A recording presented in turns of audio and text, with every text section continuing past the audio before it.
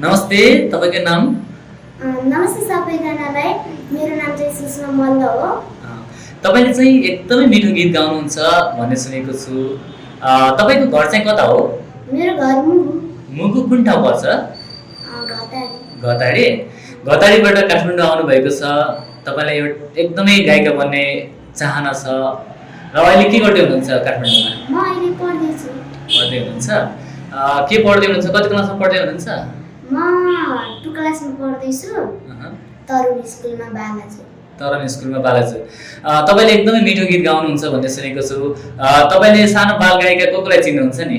म आयुषा गौतम, कमला घिउरे, त्यो जियाको मलाई अलिक गीत आउँदैन। आयुषा गौतम। आयुषा गौतमको एउटा गीत गाइदिनु न त। कुन फुली नाकेमा मनपर्छ? फुली नाकेमा गीत गाइदिनुहोस् न त। घरमा मम्मी डल्लाई सन्ने हो, डच्चे मेरो गायिकार बन्ने हो, फुली नाखैमा हजारौं सपना मेरो आँखैमा, हजारौं सपना मेरो आँखैमा। कति मिठो गीत गाउनु भएको है। तपाईँ यसै गरी आयुषालाई चाहिँ एकदम फलो गर्नु भएको छ भन्ने मैले सुनेको छु। आयुषाको गीतहरू कति हेर्नुहुन्छ तपाईँ? म धेरै हेर्छु। धेरै एउटा फिल्म 10 मिनेट हेर्छु मैले त। आयुषाको? त्यस्तो मनपर्छ? कमला घिउरेको पनि मनपर्छ, मलाई रविनाको मनपर्छ, तर मैले रविनाको धेरै कन्ठा गरेन। अनि अब एउटा तपाईँ आयुषाको रविनाको पनि कमला घिमिरेको पनि कुरा गर्नुभयो। कमला घिमिरेको कुन कुन गीत सुन्नुभएको छ तपाईँले? कमला घिमिरेको परेर फर्केकी प्रतिमासा, भेट्नलाई पर्खेकी औँठी सुनाइको, म त सधैँ रेडी छु तिम्रो गुनाइको, म त सधैँ रेडी छु तिम्रो गुनाइको। कति मिठो गाउनु भएको है। यसरी तपाईँले अन्य पनि गीत गाउनुहुन्छ भन्ने सुनेका छौँ। यो तपाईँ भर्खर 2 क्लास पढ्दै हुनुहुन्छ। कसरी बसिराख्नु भएको छ काठमाडौँ? कसँग बस्नु भएको छ नि? म दिदीसँग बसेको छु। मेरो दिदी वेटर काम गर्नुहुन्छ। अनि तपाईँ स्कुल कसरी जानुहुन्छ? सानै उमेर हुनुहुन्छ, कक्षा 2 पढ्नुहुन्छ। मन मेरो बहिनी छ। मन मेरो बहिनी जान्छौँ एक्लै जाने हो? अनि घर पनि एक्लै आउने हो? अनि खाना पानी कसले बनाइदिनुहुन्छ नि? म आफै बनाउँछु। आफै बनाउँछु? कस्तो मिठो बनाउँछौ? मिठो बनाउँछौ खाना? हो, भाडा पनि आफै माग्छु? म भाडा सबै गर्छु, म पानी पनि ल्याउँछु। म एउटा काम नगरेर कहिले हुँदैन, म सबै काम गर्छु। तर मलाई खेतमा काम गर्न नि आउँछ। म गाउँको मान्छे हो। म गाउँमा धेरै काम गरेको थिएँ पहिला। तपाईँ गाउँमा त एकदम खेतीपाती हुन्छ होला नि। कतिको खेतीपाती गर्नुपर्छ? टन्नै गर्नुपर्छ हाम्रो खेतीपाती। तर अहिले मेरो घर लाउँदैछ। घर लाउँदै हामी यहाँ काठमाडौँ गएर हामीहरू भयो, अनि दिदीहरू लाउँदै थियो। मेरो दिदी धेरै छ, मेरो दिदी बहिनीहरू धेरै छ। हाम्रो दाइ दिदीहरू छैन। कतिवटा परिवार छ तपाईँको? कतिवटा दिदी? दिदी बहिनी 8वटा छ। 8वटा दिदी बहिनी? 8वटा दिदी बहिनी, अनि मम्मी ड्याडी, अनि भेना आउनु भएको भर्खरै। अनि भेना छ, अनि भेना उसकै छोरोलाई हामी दिदीलाई घर हालेको छ होइन। दिदीलाई घर हाल्नु भएको छ? घर हालेको छ। उसको छोरो जन्म पहिल्यै। भनेपछि तपाईँको दाइ भाइ नभएर अनि भिनालाई चाहिँ आफ्नो घरमा राख्नु भएको छ बुवा मम्मीले होइन? अब यसै गरी तपाईँ त अब गीत गाउने मान्छे, हामी गीत नै सुनौँ न है। कुनै अर्को गीत मनपर्छ? तपाईँले मनपर्ने गीत सुनाइदिनु न एउटा। ओके, कसको गीत सुनाउन चाहनुहुन्छ तपाईँ? चिया सस्तो छ लगाएका गीतहरू छन् तपाईँलाई मनपर्ने होइन? कुन गीत गाउन चाहनुहुन्छ?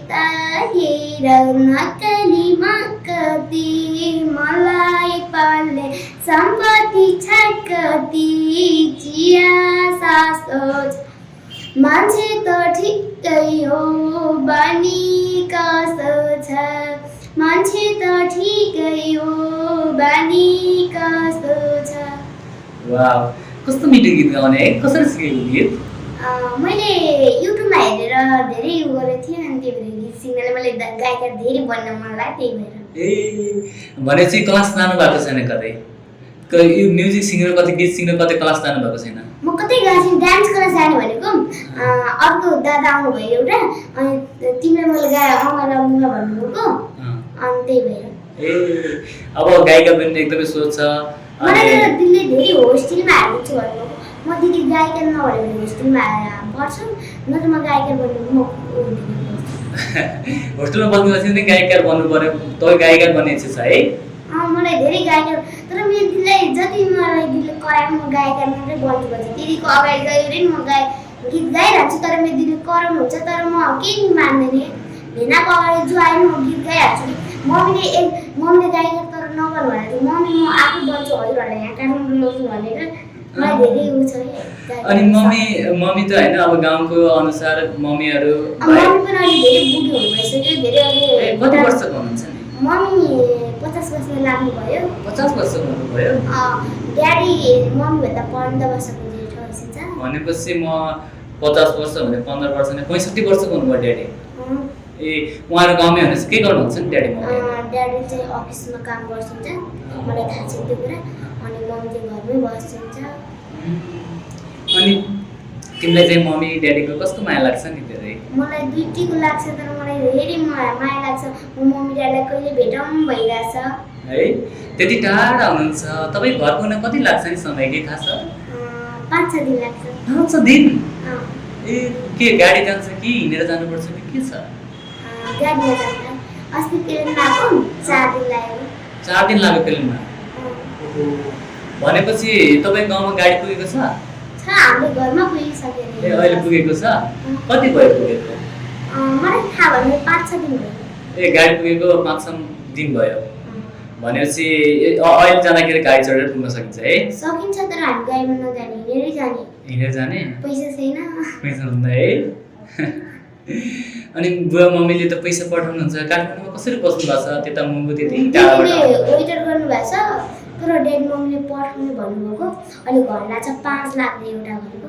5 लाख दुईतले घरको 5 लाखले ड्याडीले त्यही भएर भेना कमाउन आउनु भएको छ त 2 वर्षको लागि अनि कबाहरू त्यति दिने अनि अन्मात्रै ड्याडी पठाउनुहुन्छ नत्र यतिकै ड्याडी अहिले पठाउनु न दिदीले आफै कमाएर गर्छ दिदी कति वर्षको हुनुहुन्छ नि दिदी अहिले उति 24 वर्षको लाग्छ 24 वर्ष दिदीले बिहे गर्नुभएको कि नगर्नुभएको ए नगर्नुभएको दिदी त हुनुहुन्छ बिहे गरेको चाहिँ गाउँमै हुनुहुन्छ एउटा बिहे गरेको यहीँ होइसिन्छ भर्खरै भेना आउनु भएको ए भनेपछि तपाईँको घरमा पनि आर्थिक समस्या त धेरै रहेछ होइन अनि तर धेरै छ अनि हाम्रो सबै बहिनी तर त्यही गाउँमै छ हामीहरूले हाम्रो दादा दिदी नभए पनि अनि सबैको बच्चाहरू कहाँ पढ्नु गयो अनि दिदीले हाम्रो टिन मानेर अनि हामीलाई दिदीले पनि तिमीहरू पनि जाऊ काट्नु हामी म लगिहाल्छु म पाल्छु भनेर ल्याउनु भएको दिदीले अनि दिदीले त्यत्रो सानो उमेरको हुनुहुन्छ दिदी के गर्दै पढ्दै हुनुहुन्छ म अहिले 12 क्लास पढ्दै हुन्छु 12 क्लास पढ्दै वेटर गर्नुहुन्छ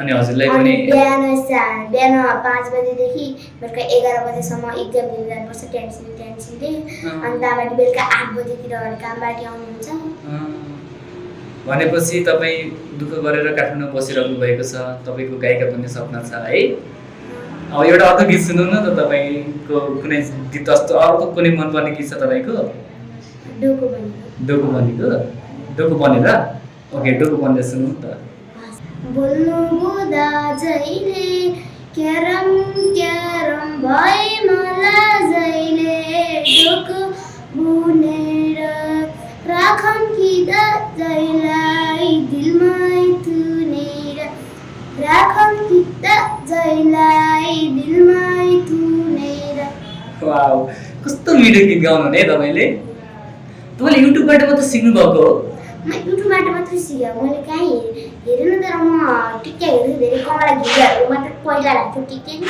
अनि कमला घिउहरूको टिकटक आइसक्यो गौतमको म सबै सेयर लाइक सबै गर्छु यति मिठो गीत गाउनुहुन्छ यति गर्नुहुन्छ तपाईँको घरमा आर्थिक अवस्था पैसा पनि त्यस्तै कमी भएर क्लास जान पाउनु भएको छैन है अब कसरी अगाडि बढ्न चाहनुहुन्छ त कसरी मलाई गायकर बनेर गाउँमा मान्छेहरू सबै हान्न लागि छ कि म त गायकर बनेर कुर्ती लाउने भनेर मात्रै उ मान्छे भएको त्यो नत्र म गायकर बन्ने सपना थिएन अनि गायकर बन्यो भने चाहिँ तपाईँ गायकर बनेर होइन पैसा कमाउन थाल्यो भने चाहिँ फर्स्टमा पैसा कसलाई दिनुहुन्छ नि फर्स्टमा म मम्मी ड्याडीलाई दिन्छु तर म घर बनाउँछु यही काठमाडौँ गायकर बन्यो भने घर बनाउँछु तर मम्मी ड्याडीलाई यही लिन्छु मम्मी ड्याडीलाई यतै ल्याउने गाउँमा जान मन छ कि छैन मलाई छ तर मलाई अरूहरूको माया छैन मेरो दिदीको छोरो मेरो दिदीहरू आफ्नो के अरे मेरो ड्याडी मम्मीले भेट्ने बारेमा अरू कसैलाई पनि भेट्न परेको छैन कि अहिले यति टाढा हुनुहुन्छ तपाईँ लगभग 6-7 दिन गाडीमा लाग्छ तपाईँ गाउँ पुग्न होइन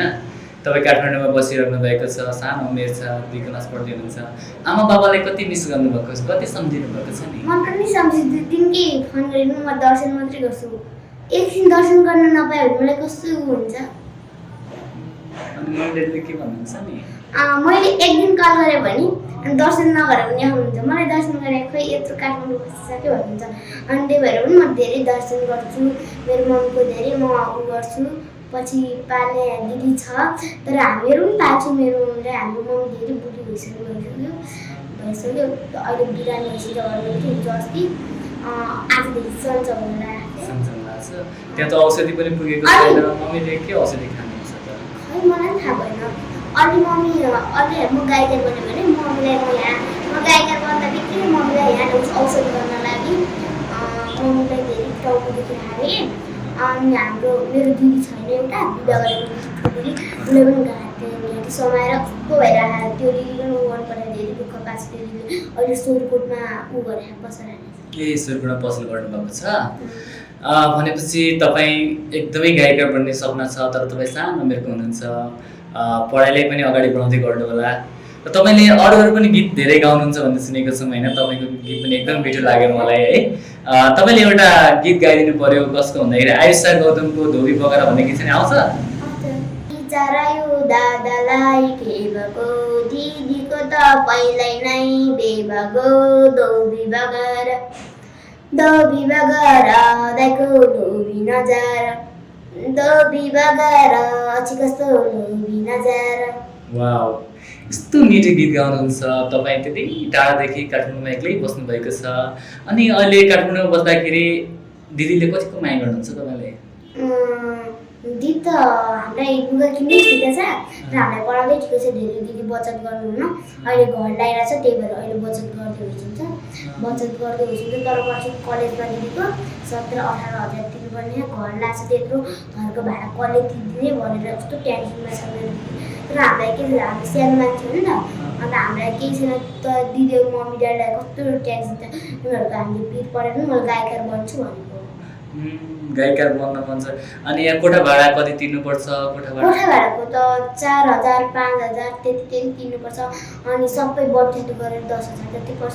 दिदीको महिनामा 10,000 आउँछ। ए दिदीको 10,000 आउँछ। 10,000ले त्यो गर्दै सकिन्छ। खाना पिना अलिक गाह्रो नै छ है? तपाईँको स्कुलमा पनि फिस तिर्नुपर्ने होला के छ? फिस कसरी तिर्नुपर्छ? स्कुल चाहिँ म सरकारी स्कुल पढ्छु। सरकारी स्कुलमा तिर्नु पर्दैन? पर्दैन।